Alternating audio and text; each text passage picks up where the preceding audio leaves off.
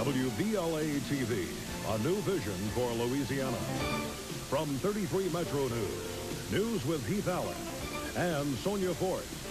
First weather with Mike Reeves and Rich Lenz with Big Board Sports. This is Baton Rouge Tonight.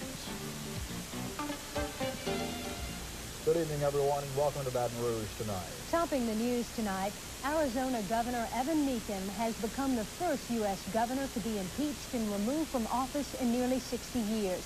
Just a few hours ago, the Arizona Senate voted to convict Mecham of attempting to thwart a death threat investigation.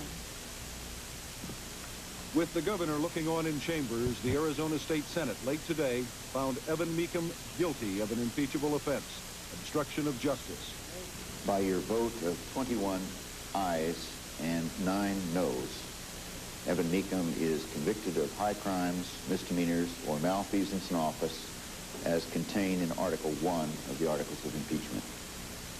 For many of the 30 members of the Senate, the vote to remove Mecham from office was an emotional one.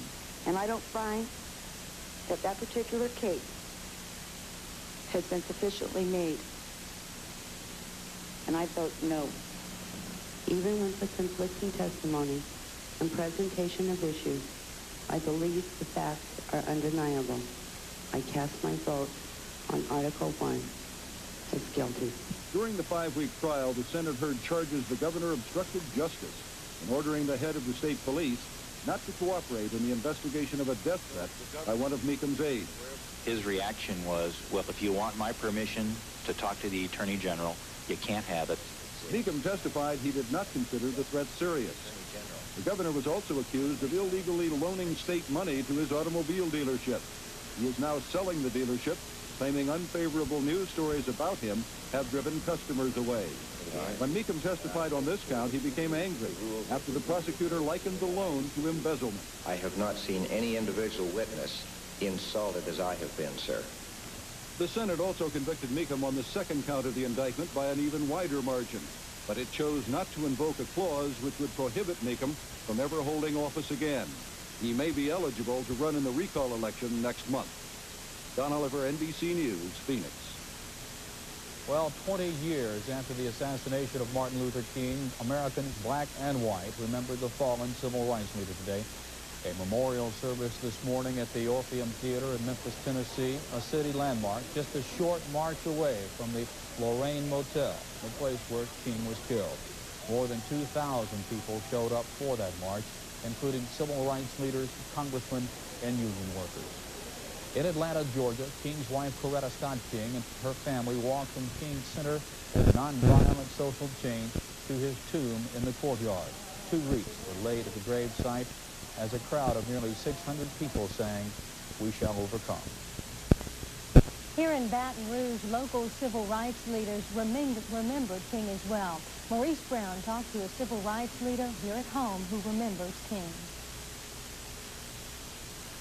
And we as a people will get to the promised land. Dr. Martin Luther King Jr., assassinated 20 years ago today, is being remembered across the United States. King, who gave his life for equal justice for all, is remembered for his nonviolent marches. We were marching then for rights. That was before you had lunch counter integration. You couldn't stay in a hotel. You didn't have public accommodation. Buses were incidental, but we wanted to sit down and eat, and that's what we were marching for then. Did Martin Luther King speak here? Yes, he came to our church, and we invited him to be our Men's Day speaker. And he came and shared with us in the year of the latter part of 1955. And he spoke to a standing room only crowd even then. The last time I spent some time with him was in 1961 at the National Baptist Convention. 7 years after that convention, Martin Luther King was killed. His life may be gone, but his memories and dreams live on. Maurice Brown, WVLA 33, Metro News. Here at home, evangelist Jimmy Swaggart must decide whether to remain with the Assemblies of God Church and stay out of the pulpit for a year. His alternative appears to be separating completely from the denomination. but Swaggart is remaining all but silent. The Lord doesn't punish people. He loves people. But when you're bad, you're going to trust him. The Lord loves people. The Lord loves you too. I love the Assemblies of God. We love you too. The executive presbytery of the church has heard nothing from Swaggart. The body held a teleconference this morning, but without a response from Swaggart, they made no decision themselves. A spokesman for the church said Swaggart could face expulsion if he doesn't respond soon. In Metro Check, almost 47,000 Baton Rouge residents will get a check in the mail for $8 this week. The check is a refund of a trash pickup fee collected by BFI Industries earlier. The refunds are part of a settlement reached with the city parish to make up for overcharging the parish for garbage pickup. $200,000. That's the bond set for the release of a 17-year-old, Valara Broussard. Her 16-year-old male companion, though, faces a $1 million bond. The two are suspected of kidnapping a Baton Rouge surgeon and his wife in Mississippi last Thursday. They're suspected of driving the couple to their Bocage home, robbing them, and then leaving them tied up. The surgeon, Moss Bannerman, and his wife were uninjured.